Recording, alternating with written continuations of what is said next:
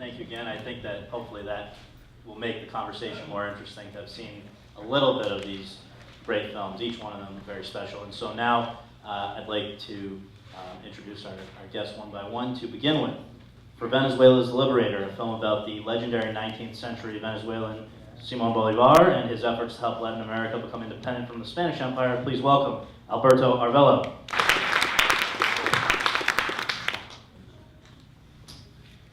For Mauritania's Timbuktu, a film about a village in northern Mali that is taken over by Al-Qaeda fundamentalists who impose their moral and judicial code on the locals. Please welcome Abdurrahman Sissako. For the Netherlands Accused, a film about a nurse with a dark personal history who is accused of and prosecuted for murdering infants but insists that she has done no such thing. Please welcome Paula Vanderost. For Georgia's Corn Island, a film about an old man and his granddaughter living off fertile land that emerges each spring from beneath the water between Georgia and the disputed territory of Abkhazia, where tensions have existed since the early 1990s. Please welcome George Ovashvili.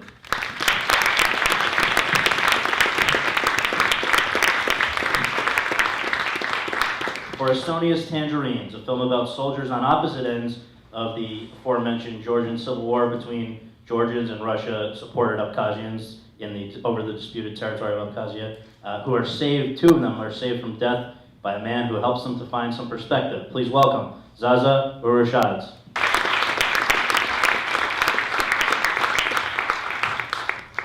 For Argentina's Wild Tales, a film comprised of 6 shorts that are all about people in everyday situations who reach a breaking point and explode against those who they feel have wronged them.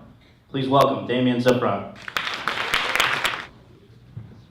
And in a moment, we will be joined by the filmmaker for Russia's Leviathan, a film about a working-class North Russian man's struggle to preserve what is his in the face of pressure from corrupt bureaucrats. And when he joins us, that will be Andrei Vyazintsev.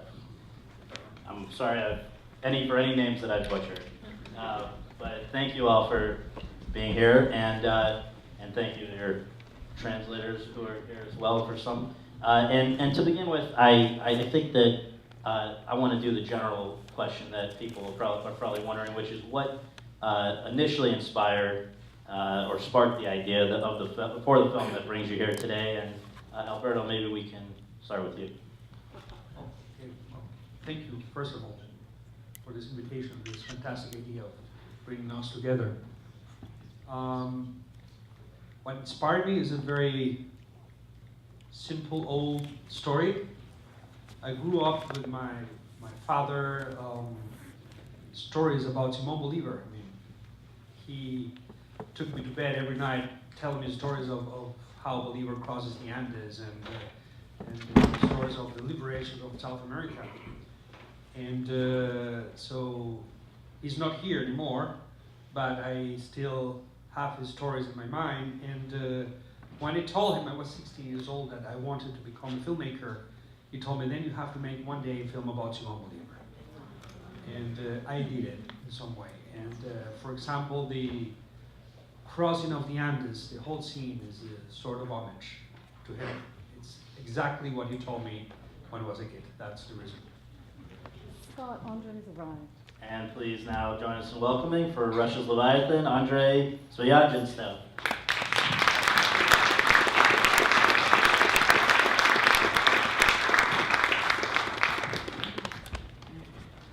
Okay, Abdurrahman, how about you? Timbuktu, what was the root of the idea?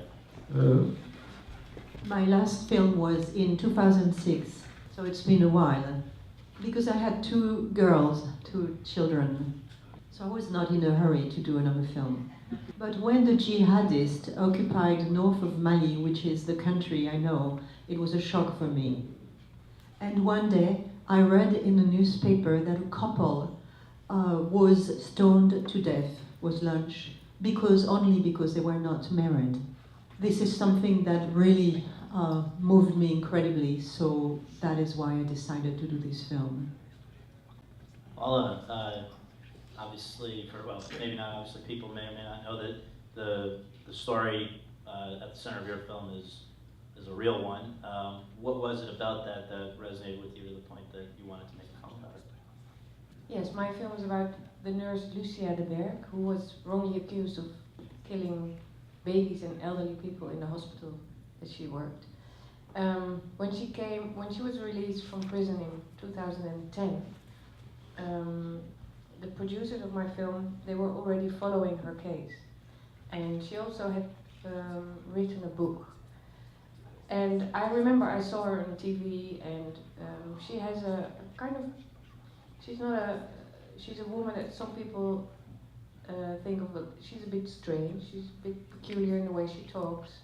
And even after she was released, and I have to admit that when I saw her, and people around me said, wow, but she did it, anyhow, I realized that I didn't know anything about her.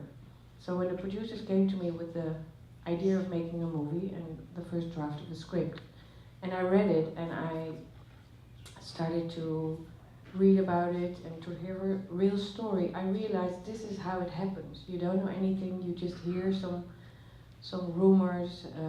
We have the expression, where there's smoke, there's fire. So I thought it was very necessary to make this movie, to show people how this goes, how this process goes, that you don't know anything, and then you go along with the mass that says this woman murdered babies and children. Thank you. And George, Tornado, it's part of the world, obviously, that you know, but why did you feel the need to tell this story? So first of all, thank you very much. That's a very good opportunity for us to be together, all of us, and really thank you for being here.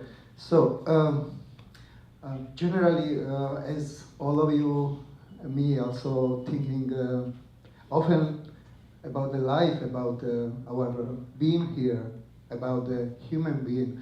So I was just wanted to tell the story about the human, and I got the story from my scriptwriter a few years ago.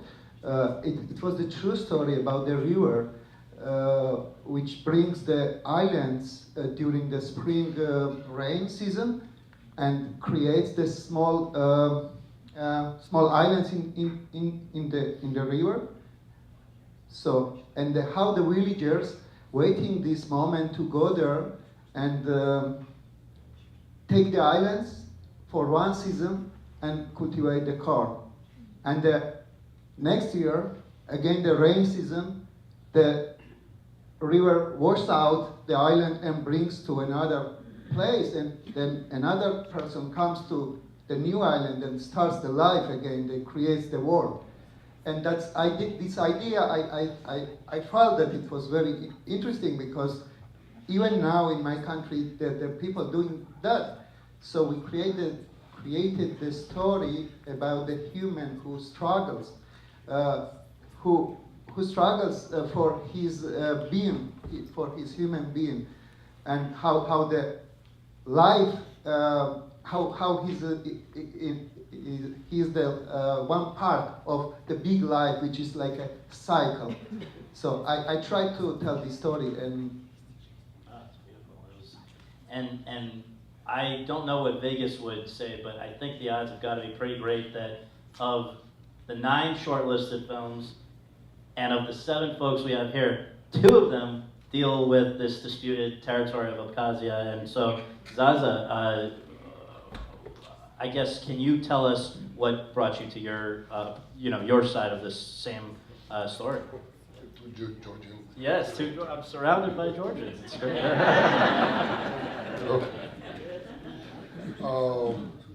Yes, this film about a war. This war, I must say, this war was very painful for us, for Georgians, because we lost our very beautiful part of our country, and I lost very close people during this war.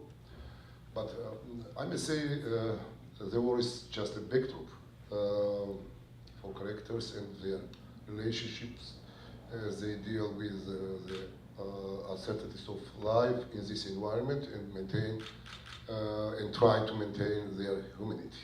So about this. Absolutely.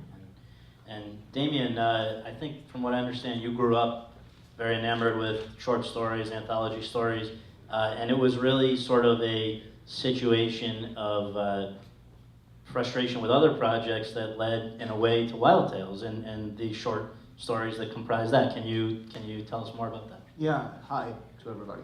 I was developing other feature films, longer ones, regular ones. Actually, not that regular because it was a science fiction trilogy.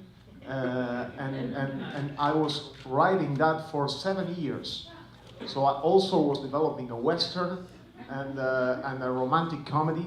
And with these new ideas that kept on coming, mostly from reality, I didn't know what to do, and to stop them from becoming more feature films, because I have so many in development, I tried to compress these ideas to their minimum expression, like a bonsai treatment, you know? And as a result, I got these powerful short stories that expressed a lot of stuff in a very straight way, in a very free way. And I wrote them as an amusement. I didn't know I was going to shoot them so quickly. I thought I was going to do my science fiction trilogy first, and then the Western, and at the end of my career, okay, I'll do these short stories. But as soon as I finished them, I could tell that they all came from the same DNA, and that they were all connected thematically, and I saw a film. It was a film. So the film is about the pleasure of reacting against injustice and some very frustrating real-life situations. And so I enjoyed writing that a lot.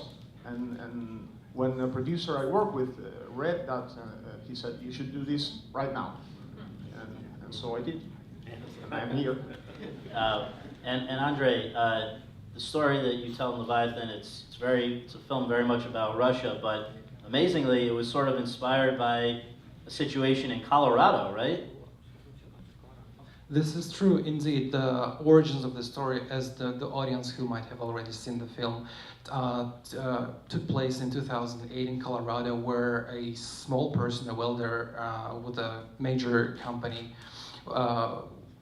conflicted with the authorities, and which eventually led to certain demolition of property and eventual suicide, unfortunately. But over the course of time, we had to sort of modify the story and adapt it to the realities of contemporary Russia. But now it is safe to say that eventually the story came back to the place of its origin.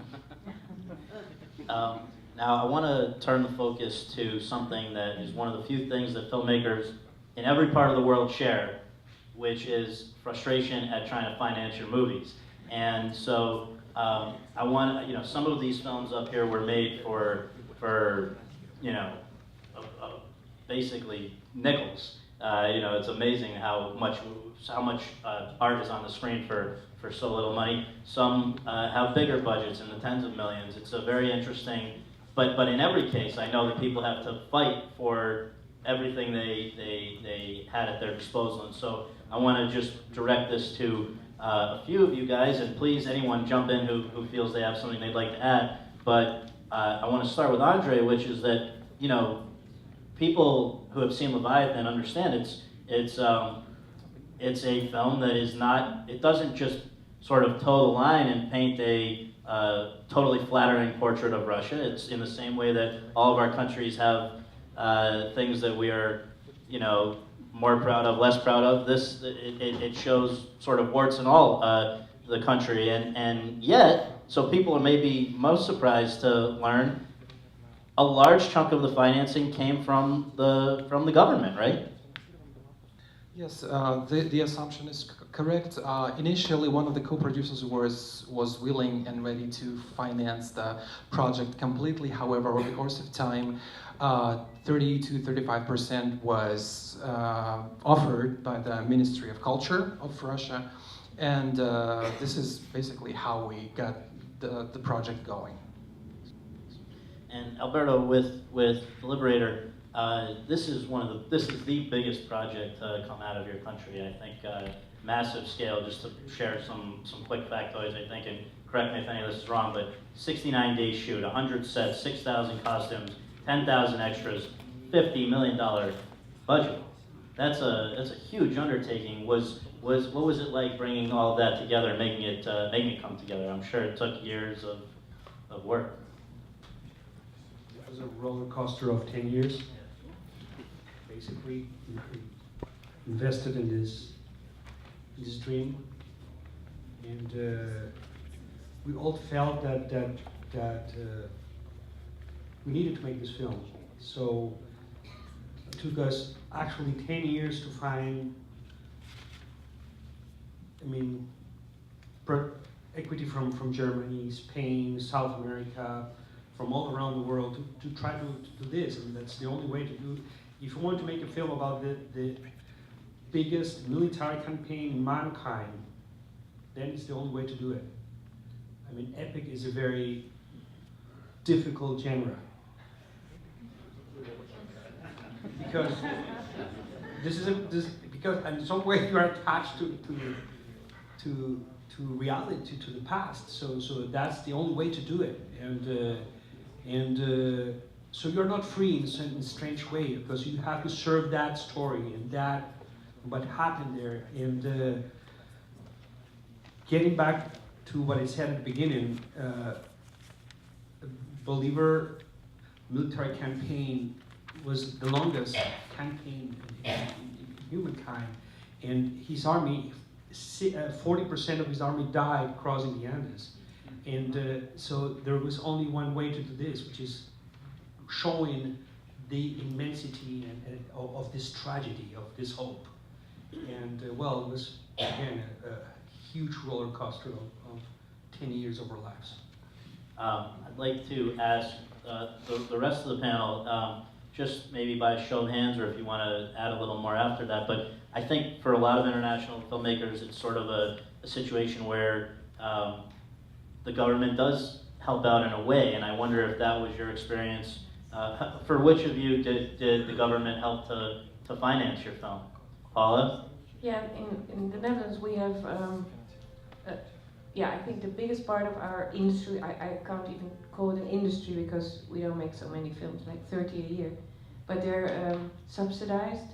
But now, like every now and then we have a tax shelter, and then it's cancelled again. And so for this movie,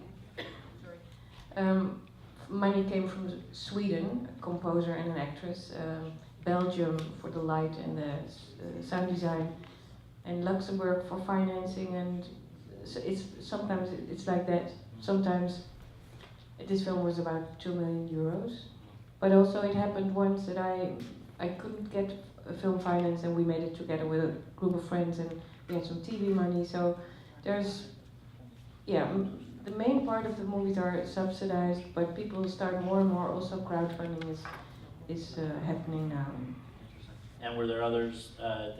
Was Argentinian government other thing? Yes. It helps movies being made. We have a system in which like a percentage of every ticket that's sold American films goes to a place, and then they use that money to help Argentinian directors to make their films.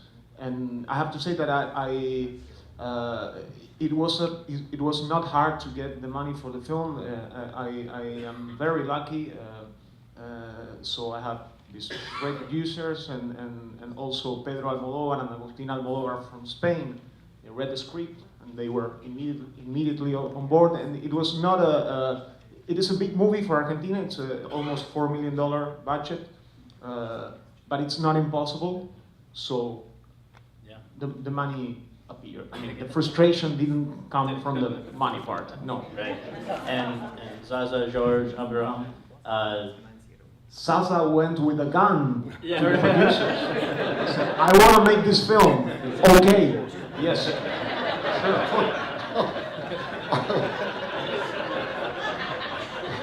Unfortunately, our budget was just 600,000 euros. It's enough. Yeah. Simple man, simple man. How about you, George? What was the budget and how did it come together? So we were collecting the money during 3-4 years. So my budget is 1.5 million, and I have 5 country co-producers. That means that each country just came very little money, and they are co-producers. Which countries? Just that? So we have Georgia, which was like 25% of the budget, and then France, Germany, Czech Republic, Kazakhstan, Hungary. So it's very hard to find money in our country because of the film industry is at the very low level. No money. But we have a institution, film institution, which gives the money every year by the way of the competition, but just for 2 or 3 projects per year. That's all. When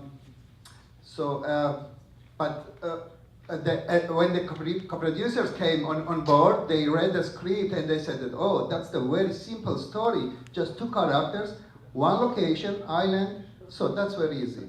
And then later they understood that what kind of technical difficult project is it, because we have to create the island, we have to watch the island.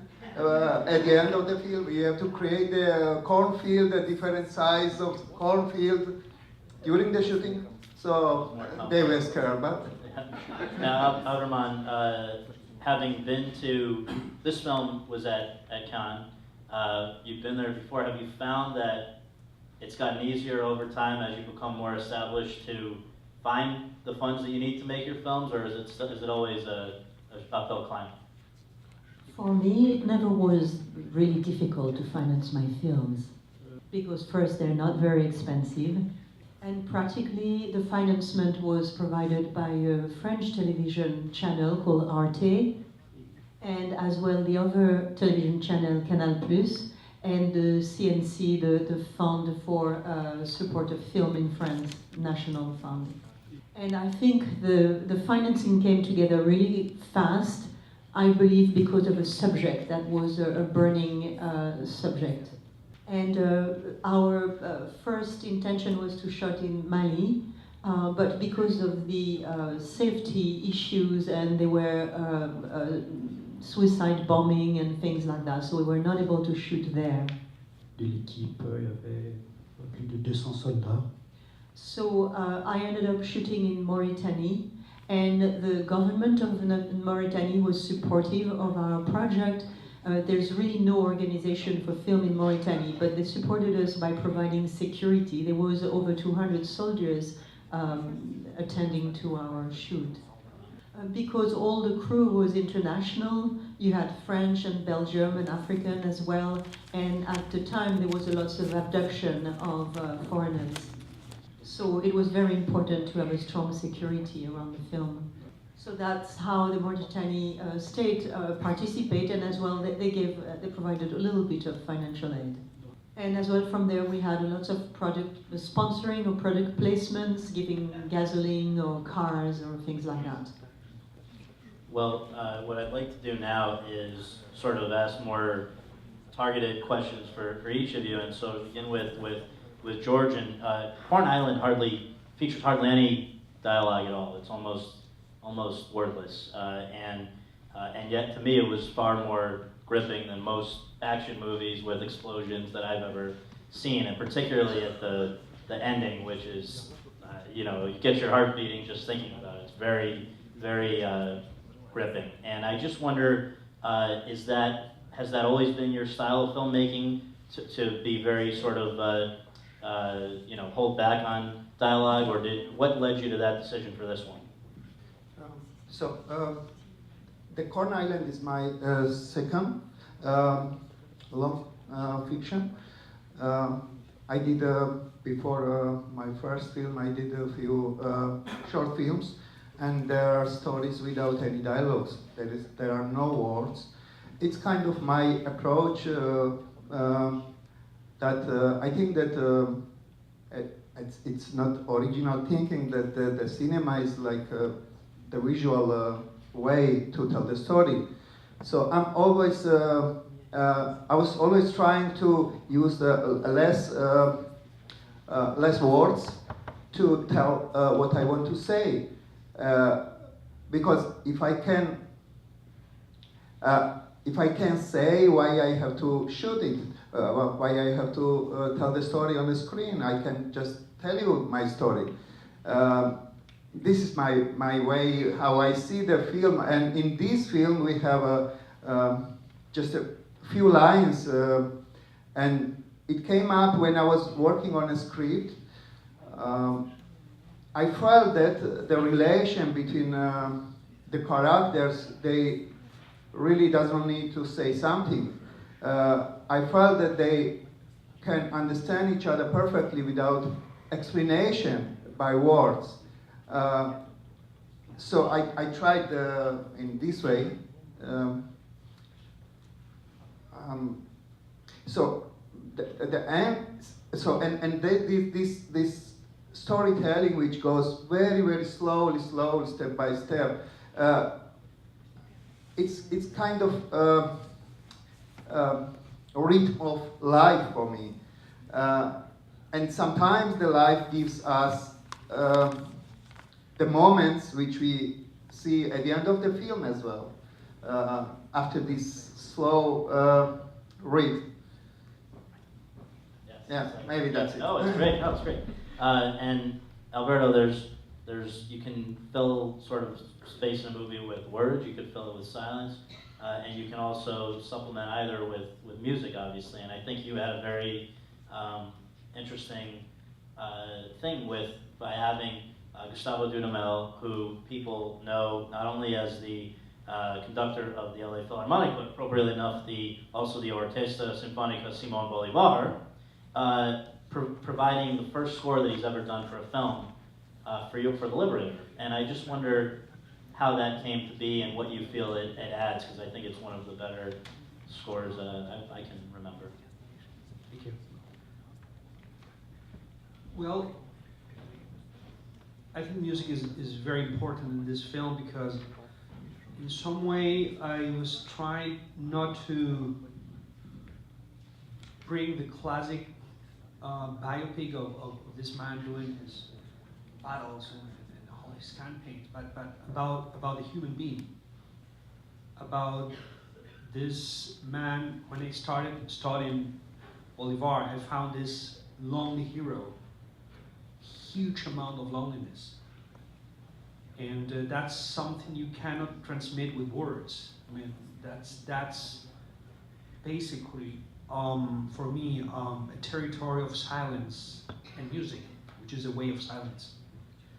And so I was in some way attracted by that loneliness and that passion behind this romantic character. One of the, as Lord Byron said, he was one of the most romantic characters ever in Bolivar. And so music was fundamental. And I spent some times with Dudamel trying to understand how to create that music, because I mean, talking about Bolivar is in some way talking about the spirit of Latin America, and we are made of music at the same time. We are living with music always. Music is part of our life.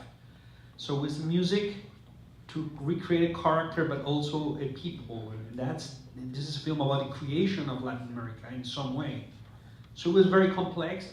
So we worked together before. I worked with Dudamel creating this opera here for the LA Philharmonic, contemporary opera, and it was a fantastic collaboration. So I went to him to ask him advices. And I remember I was sitting one day and he was playing this in piano. You should do this in the battle, and you should have this music, like, I mean, this Tchaikovsky choir here and there. And at some point we realized that he was already composing it. So come on, Gustavo, you're composing the film.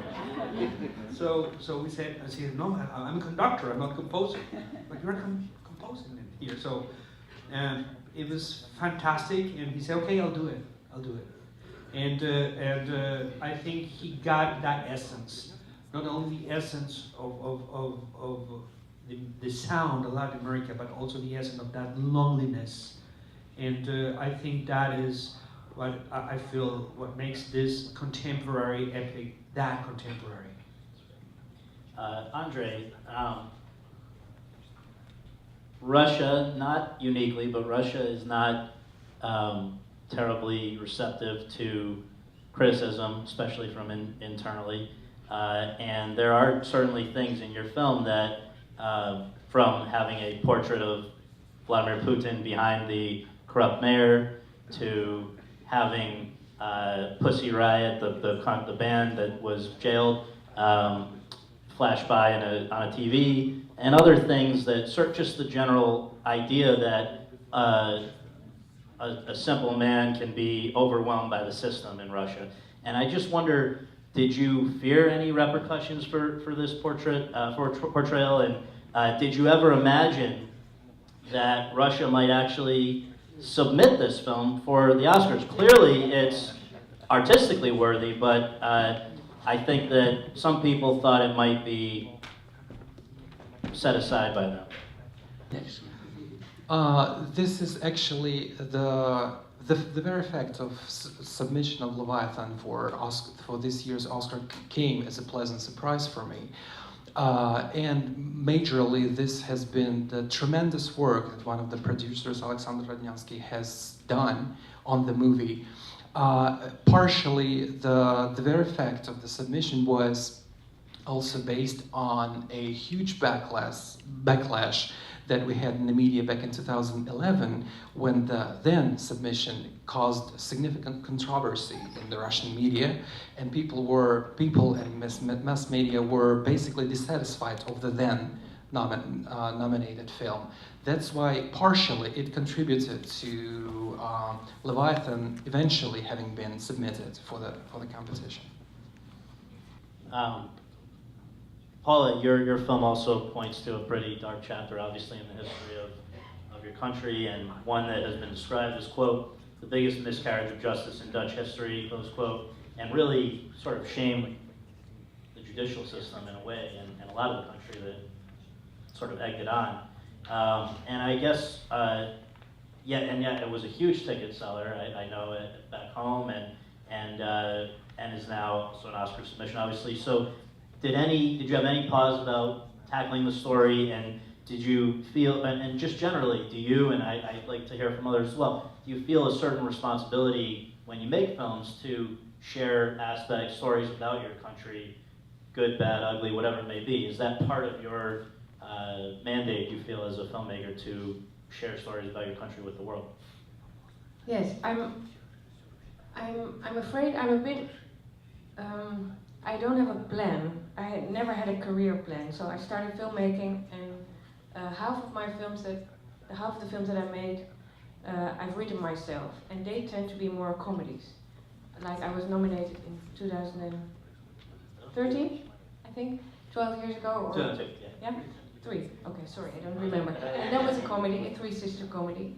And sometimes producers come to me with scripts, plans, and I always go for the story or the subject. And so therefore I don't have a very consistent oeuvre. It's like comedies, and there's a film about a South African poet. I had a dark fairy tale kind of cult movie, and so it's every time a new kind of film. This one, I felt it had to be made, and also it was rather satisfying or important that what happened is the nurse, the real nurse, was still around, and she it was not that she could stop, she had a veto, or she could stop the movie, or she had big influence, but she read the versions, the script versions, and she also saw a few editing versions. By the way, she found it very boring, the first version. She said, oh, I hate it. Finally, she was happy, but the fact that when we premiered in Amsterdam, it was very weird. After everything that happened to her, all the years in prison, and people that still said after that she was released, oh, but she did it.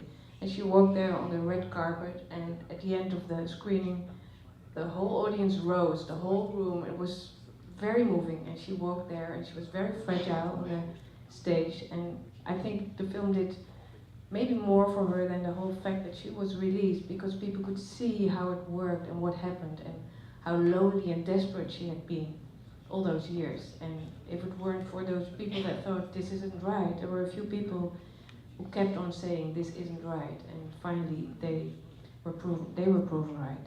So I felt it very important to tell this story, and this was more related to our country or to our society. And sometimes I want to make a film that I think it's important because it says something about people, about life, but it has to have a meaning, absolutely.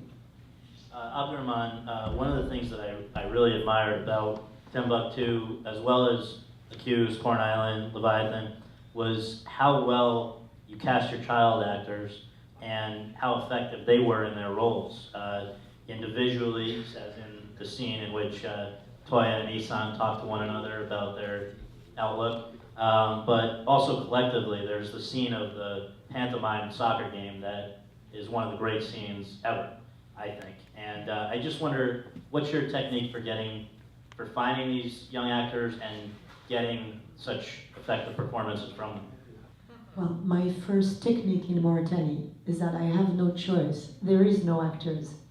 So you have to work with people that really have the desire to do this. So we do what we call a wild casting, and we look around for people with personalities. So as far as the main couple in my film, the man and a woman, they're a Tuareg couple.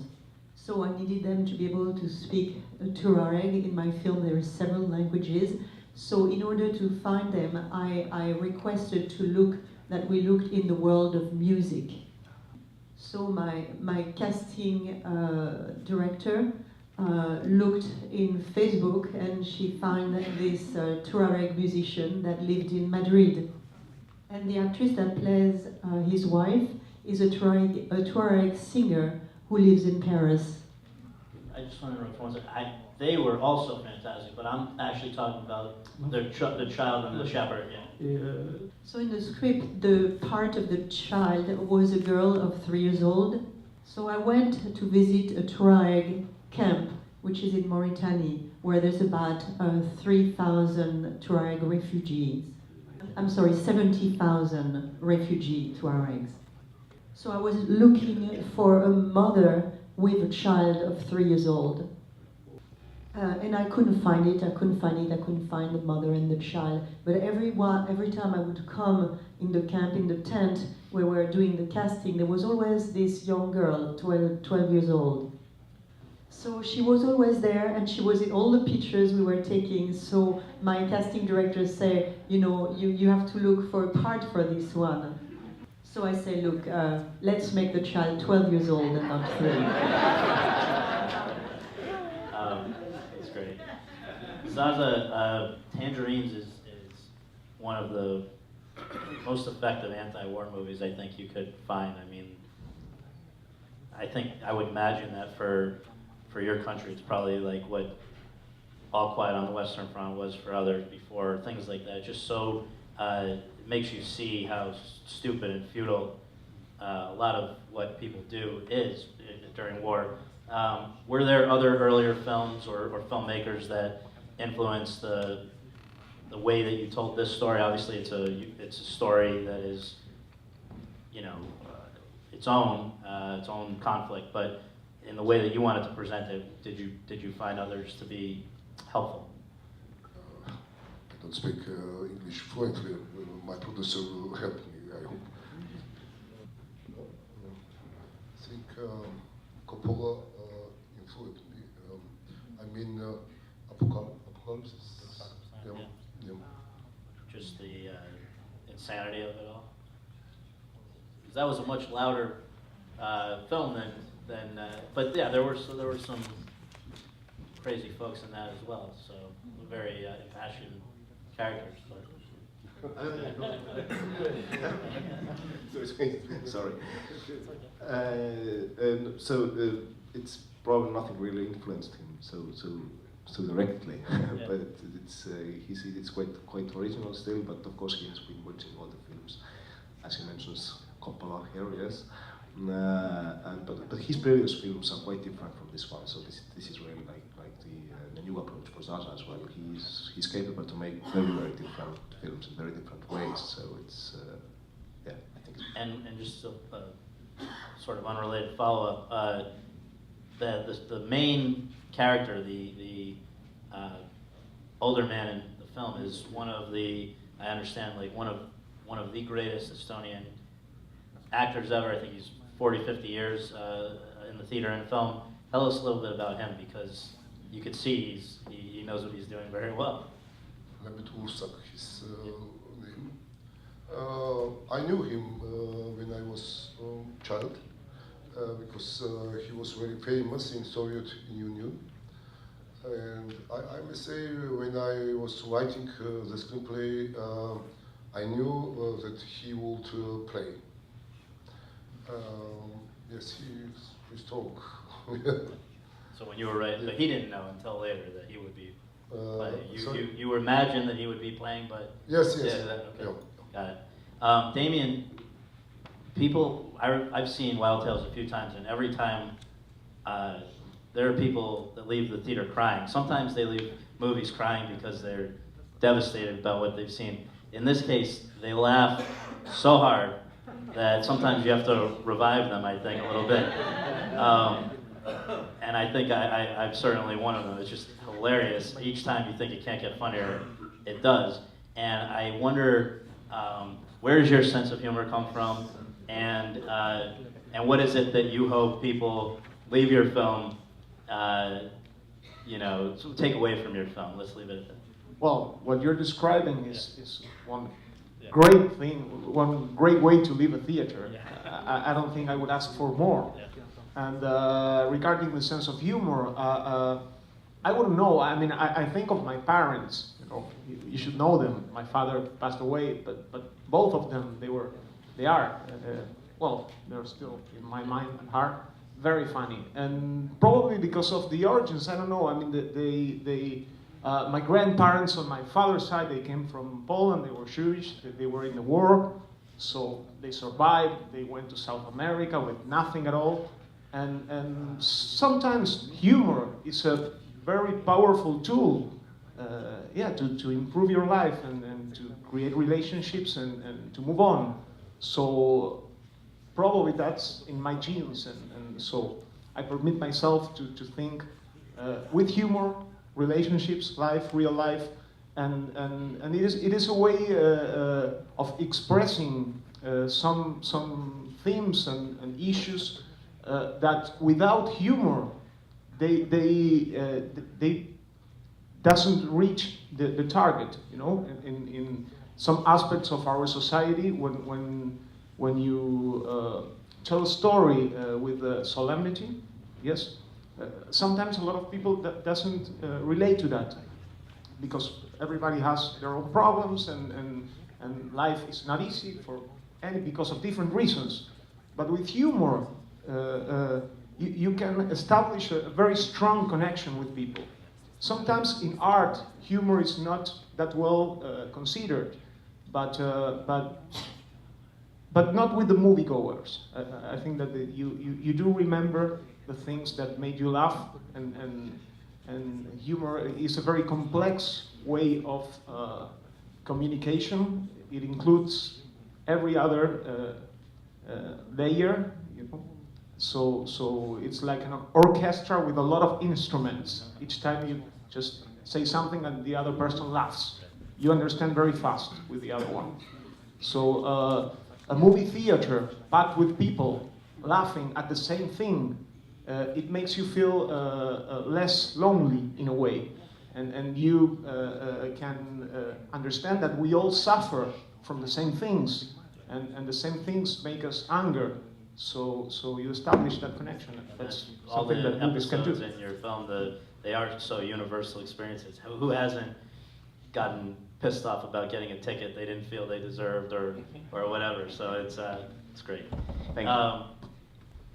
Now, I just want to, as sort of, again, please jump in if whoever would like to, but you know, in the same way that if a tree falls in a forest and no one's there, you know, whether or not it makes a sound, nobody hears that sound. If a film, however great it may be, doesn't get talked about, doesn't get seen, that does, you know, it's sort of it doesn't matter how great it was. And I wonder for each of you, what the key was to getting. Was there a person, a festival, a moment that was instrumental in helping your film come to the attention of a larger audience? I know a number of you premiered at Cannes or Toronto, Karlovy, Warsaw.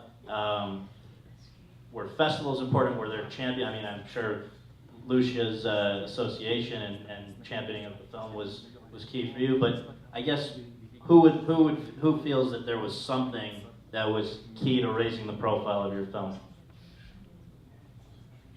Alberto, I'm calling on you. That's it. What was the moment that, you know, sort of, obviously it was an event, this movie. It's a big movie, a big moment. But was it the premiere in it was Toronto, right? Yeah, that was fantastic, I have to say. For me it was especially important because I used to live when I was a teenager in Montreal. And my father was making research, he was a philosopher. And of course I wanted to make films, and so I went to most film festivals in Toronto and in Montreal. And I was always, you know, being there, trying to see the red carpet and jumping, trying to, you know, to feel that, to learn from that. So being there with the film was fantastic, and that premiere was really amazing.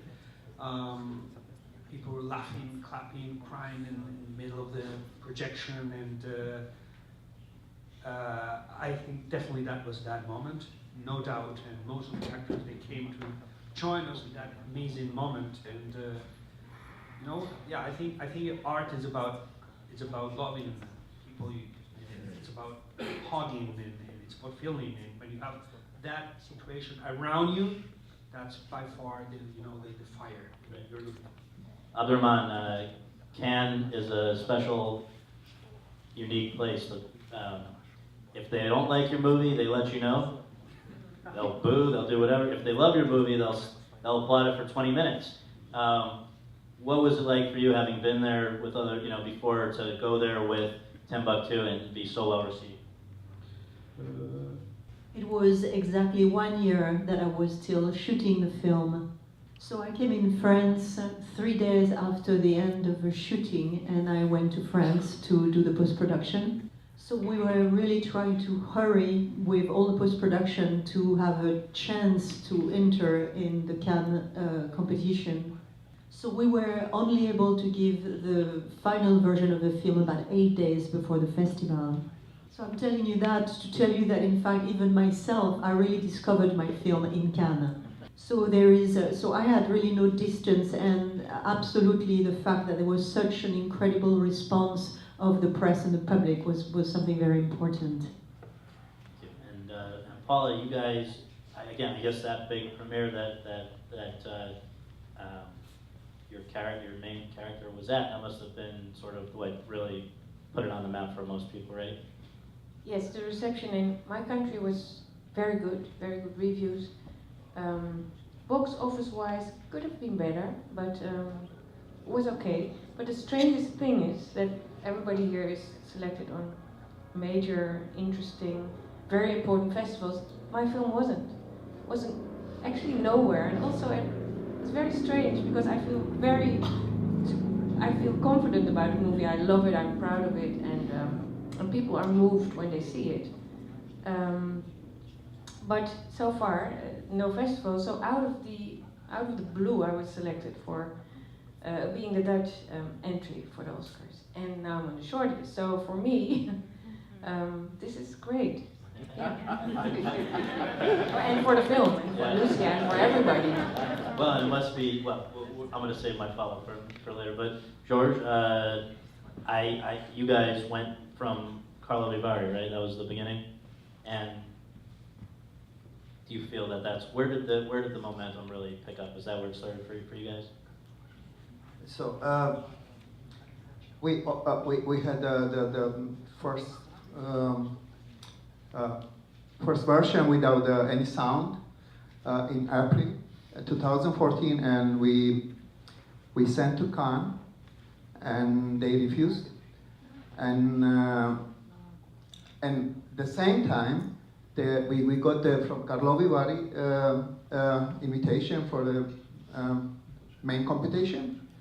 And we started to thinking what to do, go to Karlovy Vary or not. And at the same time, we got the invitation from San Sebastian main competition. So it was a big dilemma for my producers to decide where to go.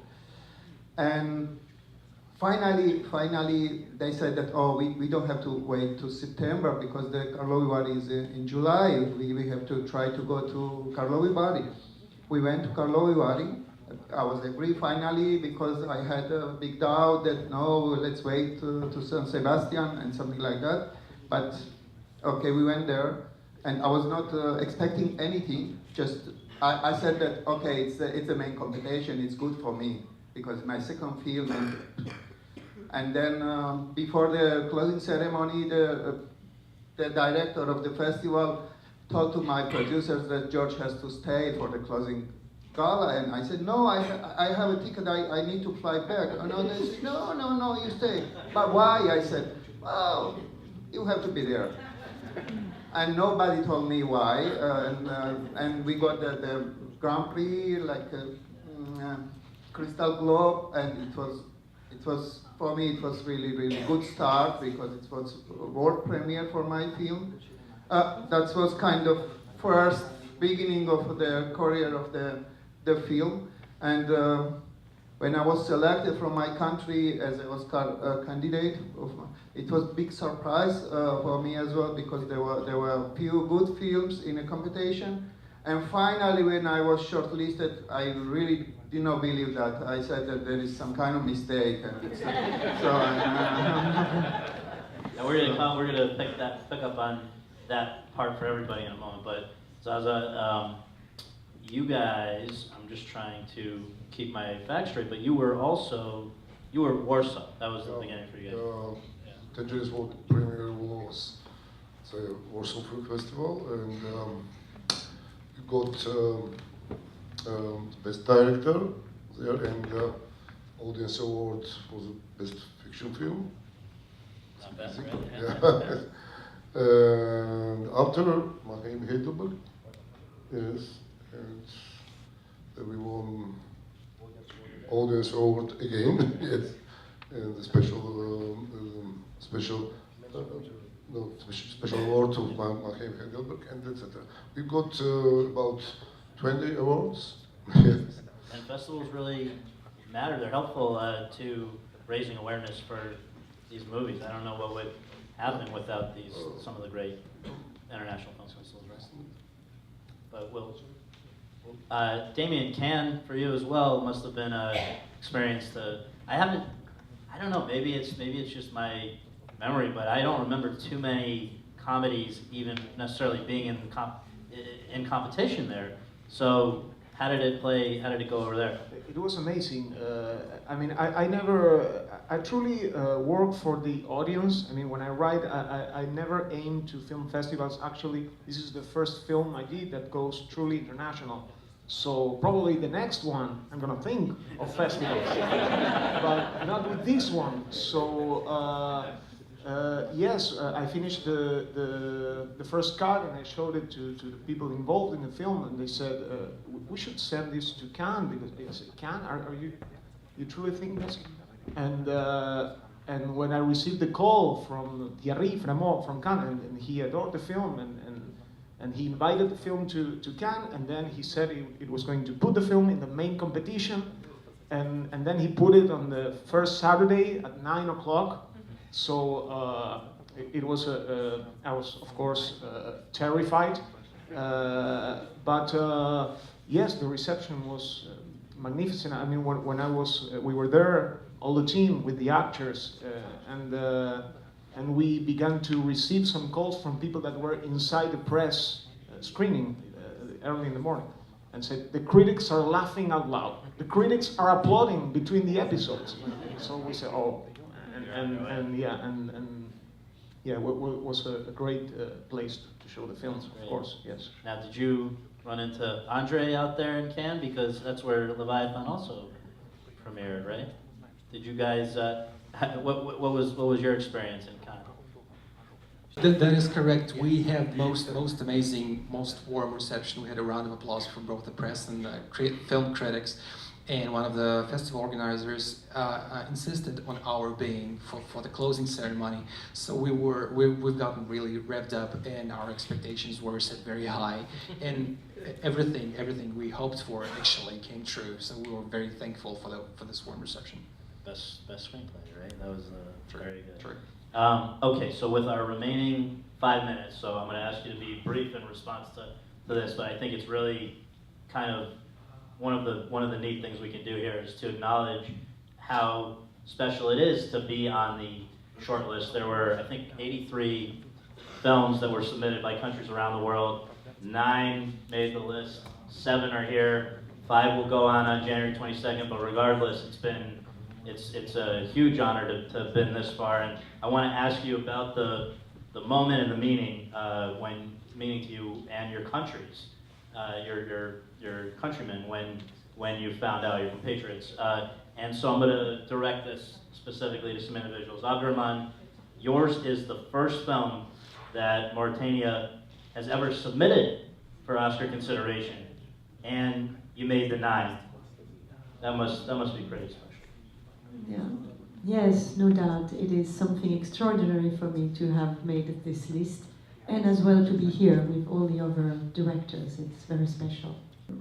Rather than the other directors, is that for me, I have the feeling that it is not only my country that I represent and that is here present, but as well the whole continent of Africa that is present here as well, and that's very special.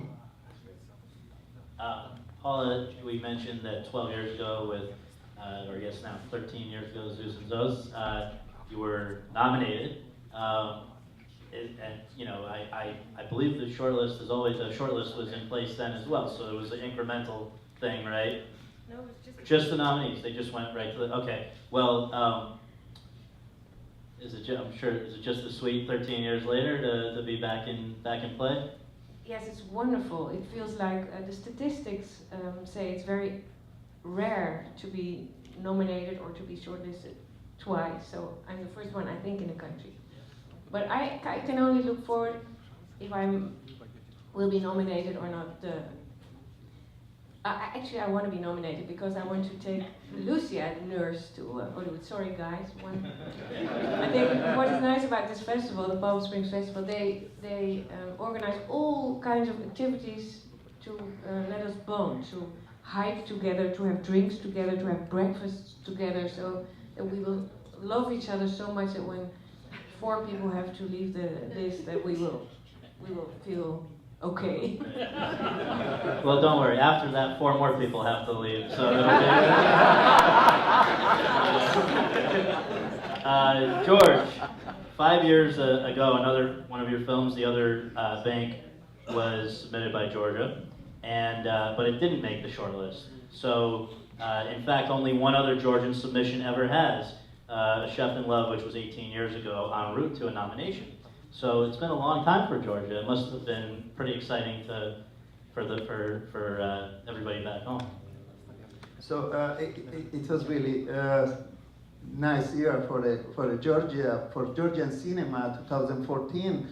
First of all, Zaza got a Golden Globe nomination, which was wow, a big success for the Georgian cinema. And then at the end, 2 Georgian directors, 2 Georgian stories got the short list. It was kind of shock in the country. It was big celebration, and till now I really don't believe it. Yeah, because it's the country with the 4 million population, very tiny, small country, 2 directors sitting here. Wow, it's already a big deal. Alberto, Venezuela submitted 24 films starting 36 years ago. Yours is the first ever to make the shortlist, make it this far. What does that mean to you? Well, I could tell you what someone said in the press in Venezuela. This is like, for us, like being in the semifinals for a World Soccer Cup. Yeah, people are really very happy. My son is there to play soccer, by the way. You understand what I'm saying. So yeah, this is really very special for all of us. Thank you.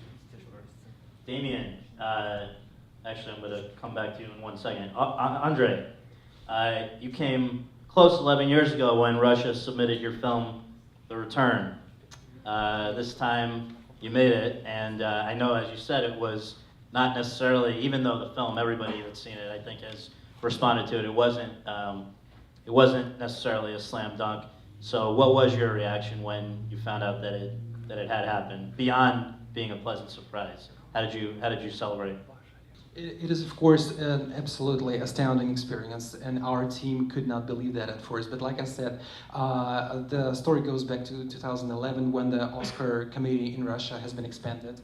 And about 30 people were actually in the committee, so the inclusion of those independent filmmakers, directors, screenwriters helped us get the project going. So this is how, I guess, partially the movie was greenlit. So all in all, this is a very interesting and long story, and our reaction was, of course, nothing but exciting. We were super excited, and this has been a truly wonderful experience. Damien, in the 53 years since Argentina first submitted a film for Oscar consideration, only 6 have made it as far as yours has now. As a cineast, a student of film history, that's got to mean something to you. Of course, it means a lot for us. Everything what's going on with the film is just overwhelming. Sometimes I think that my body can't take that amount of happiness, you know, good news. So yeah, and we've been celebrating since the film screened at Cannes. Like every month we have a good news, and of course the Oscars and having the chance of being here with these immensely talented people, and it's wonderful. I mean, there's nothing. Sometimes it's strange, a bit strange, because of the competition, the element of competition, which is strange to art, I would say. It's not natural for an artist to compete, because when you're a football player, you have to win and somebody has to lose, and that's the idea of the whole thing. But here, when you work, you're not thinking of what other people is doing. You're not clashing against anything. I don't want to fight him, especially. Yeah, but you know, so no, and I think that art has the ability of transcending the competition and also the nationality, I would say. Sometimes you're more connected to filmmakers from places that are very far away from yours than to your neighbor. And so you have this film from every country and they're all compete. So that's a bit, it makes you anxious because it's not in your nature, I would say. But I mean, once you're here, it's fantastic. And finally, Zaza, 11 other films from Estonia have been submitted for Oscar consideration over a period of 22 years. Yours is the first to ever make the shortlist. Again, it's got a... Honestly, I can't believe it that my film is Golden Globe nominee and now it's in the shortlist. It's amazing for very small Estonia and very small Georgia too, because it's Estonia and Georgian co-production. The main country is Estonia. Well, congratulations to you all, thank you to you all, and best of luck the rest of the way.